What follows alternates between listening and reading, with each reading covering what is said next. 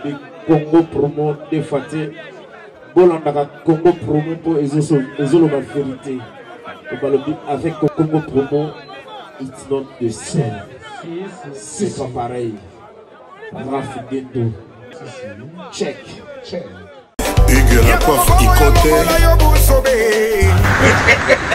Et enfin, je suis arrivé. Salon Hugues la coiffe Ikoté. Non seulement c'est un salon de coiffure, mais aussi une machine de transformation des hommes et femmes. Regardez-moi comment je suis. Vilain. Mais attendez, 2 minutes. Bogard. Vous allez voir.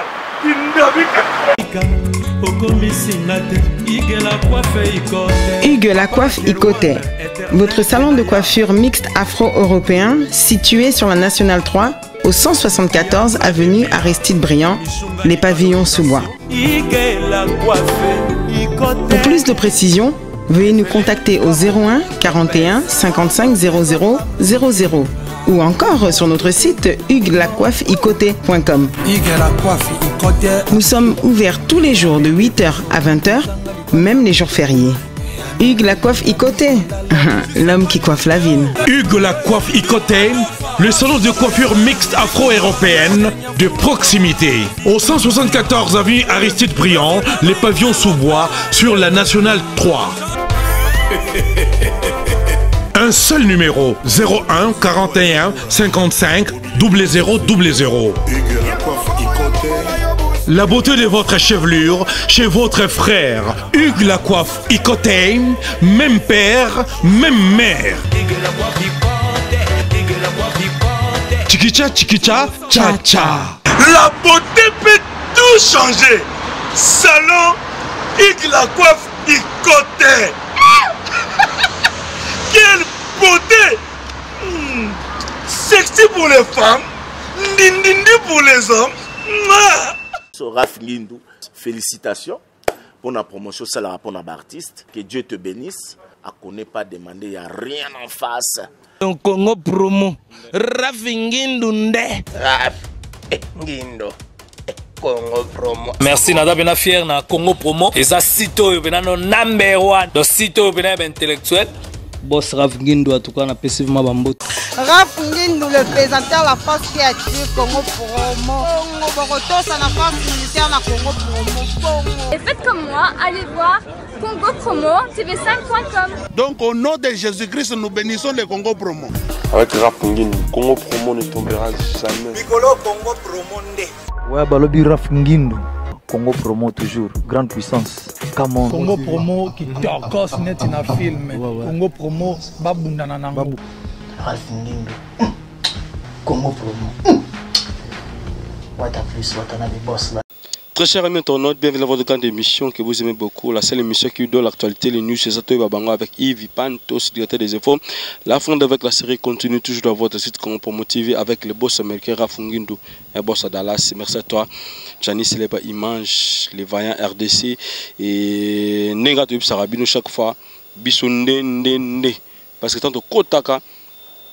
Ah, tu viens de découvrir Maramba bien, auteur au Sarabino, voilà, le retour de Sabino, comment, artiste comédien na biso ya mboka basala musala na bango, comédie pour que ba Sabino, bosse pe na bandako, et ça la bino moi bien parce que Maramba on de sala raboye, bon, mon comment artiste na biso, munene mboka vie de loin, nande kona biso, ya Apo Furenze, alaki invité, et pas ya na biso artiste munene président vie de loin.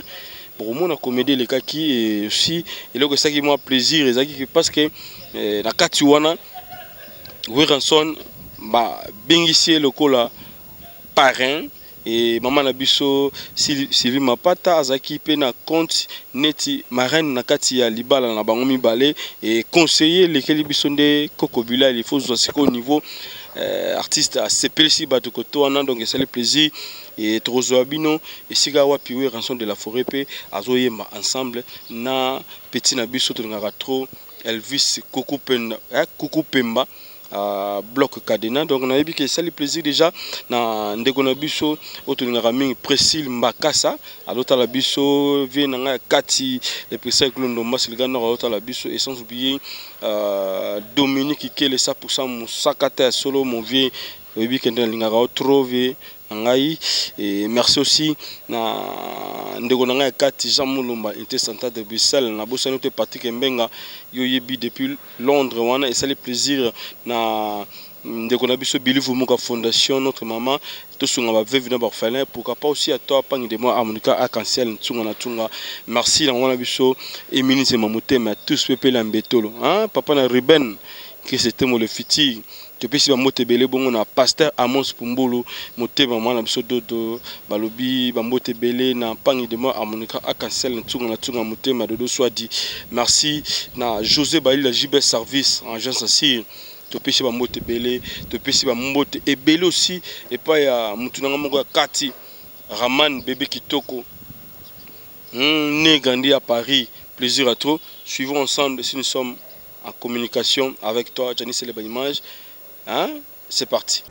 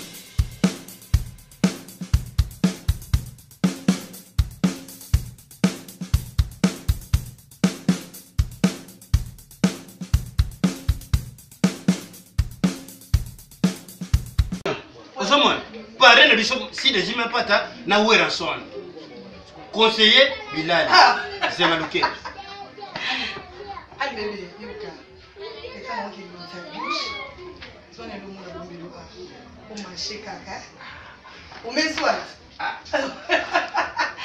soit on peut ça marche chaud zone nous là yoko on ngama pe na zwisanga uzona mte kalobo ozalaka wapi chérie basi eza wapi ozafiro azona no telema azote oh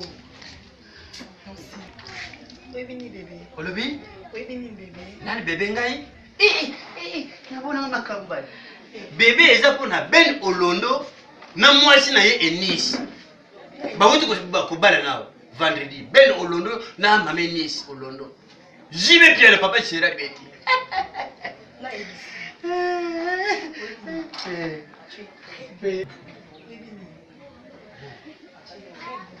moi na ajoy bon na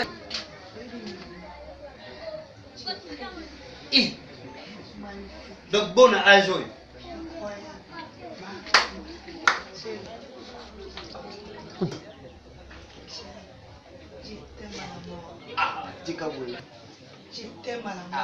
Cheka boy. Où est l'hôtel bébé? Chérie, vous avez la voici. Attends, bébé. Na âge. Aïe, combien ya bueno. Maman.